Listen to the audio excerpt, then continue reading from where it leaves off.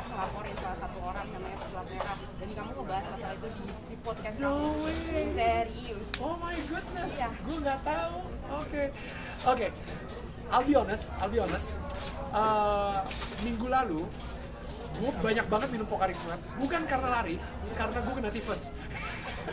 Jadi actually ini mungkin gak banyak yang tahu ya. Hari kedua gue pas gue interview sama Ustadz Abdul Somad, itu keadaan gue lagi kena tifus, lagi parah-parahnya. Hari kedua gue kena tifus. Jadi apa yang keluar dari mulut gue itu benar-benar sama sekali gak gue rencanain. Gue nonton dakwahnya beliau, dan dari dakwahnya beliau ada beberapa yang gue bilang, wah ini menarik nih untuk dibahas. Udah cuma gitu aja. Dan gue nggak ngira kalau misalnya ternyata orang lagi heboh soal dukun gitu.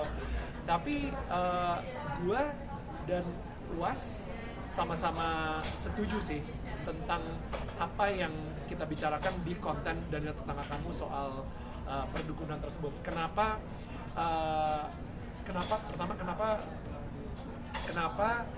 banyak banget orang Indonesia bukan berserah sama Tuhan tapi lebih berserah sama dukun, bukan mempercayai Tuhan tapi lebih mempercayai dukun.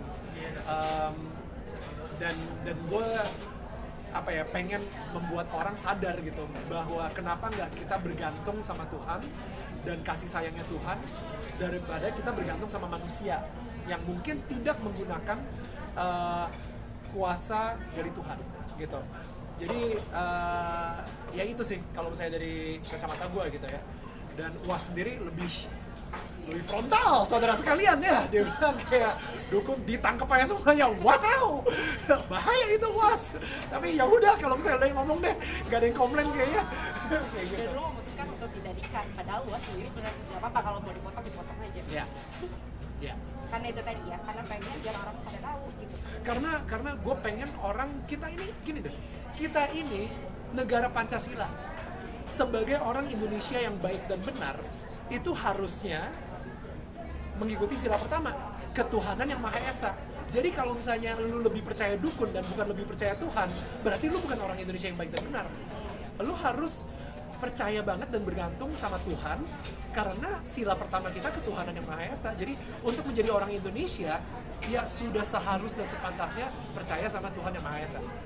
Udah kayak gitu sih. Bang, tapi serius deh, sekarang itu kan netizen atau orang-orang mostly yang akhirnya jadi mencoba mencari-cari kesalahan orang. Lo nggak takut dengan statement lo kayak gini, kemudian jadi kayak Daniel Mananta, dia melawan apa segala macam. Ini tergantung kalian sih. Nanti kalian komentarnya gimana. Udah langsung dilihat Ya kan, ya. Apakah kalian nanti akan baik sama gue atau nanti nggak taunya ini ada yang sponsorin dukun di sini. Jadi gue juga nggak tahu deh. Tapi intinya sih gue ngerasa apa yang gue omongin, apa yang gue lakuin itu sebisa mungkin selalu membawa kedamaian dan cinta kasih dan sukacita ke orang. Jadi kalau misalnya, tapi again gak semua orang bisa gak semua orang akan setuju, ya itulah hidup gitu kan. Ya ada orang yang suka sama durian, ada orang yang gak suka sama durian. Ya udahlah. Bro, tapi saat yang UAS itu ada pro and kontra ya setelah udah di-upload video tersebut atau sebelum? Sejauh ini pro-nya jauh lebih banyak daripada kontranya. Jadi gue gak terlalu banyak pusingin ya. Dan gue ternyata kemarin gue sempat nanya sama orangnya UAS gitu ya. Gue bilang, apakah ini pertama kalinya UAS mau terbuka ngobrol sama orang Nasrani?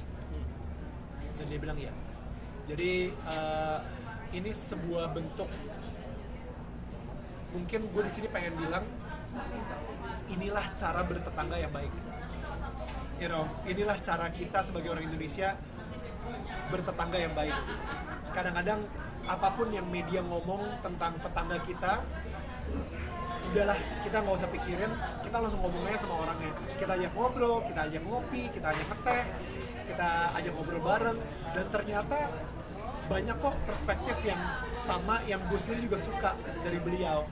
Dan ternyata ketika kita fokuskan sama kesamaan kita, gue jadi lebih sayang sih. Dan gue apa ya, gue nggak terlalu pusingin perbedaan-perbedaan kita karena gue lebih sayang sama kesamaan-kesamaan yang kita punya, kayak gitu sih. Tapi saat mau mengundang UAS itu kan dari sekian banyak kan banyak ustad-ustad gitu, dan apa kepikiran lu yang gue mau undang UAS nih? Kenapa harus UAS? Iya, dari sekian banyak ustad. Gue juga nggak tahu.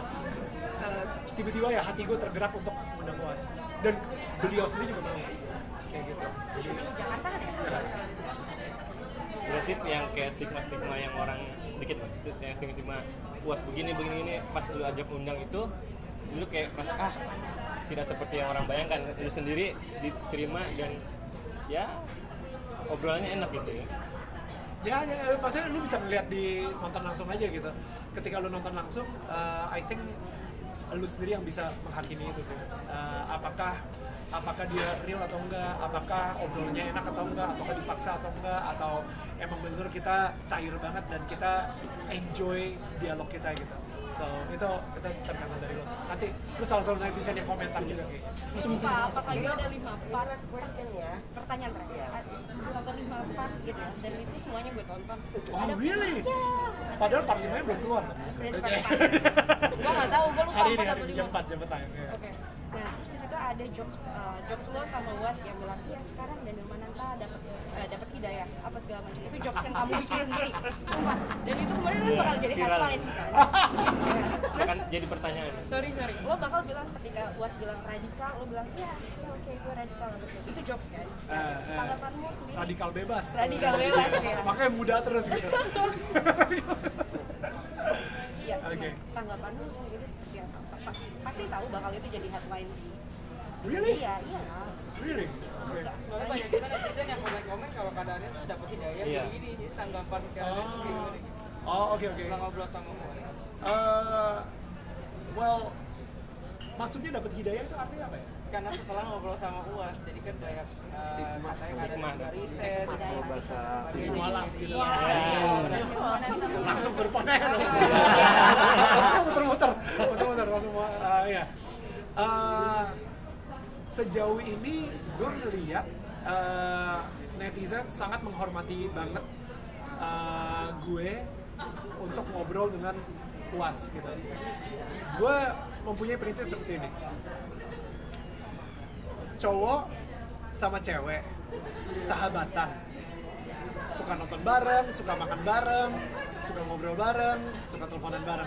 Menurut lu mereka sahabatan atau pacaran? Sahabatan.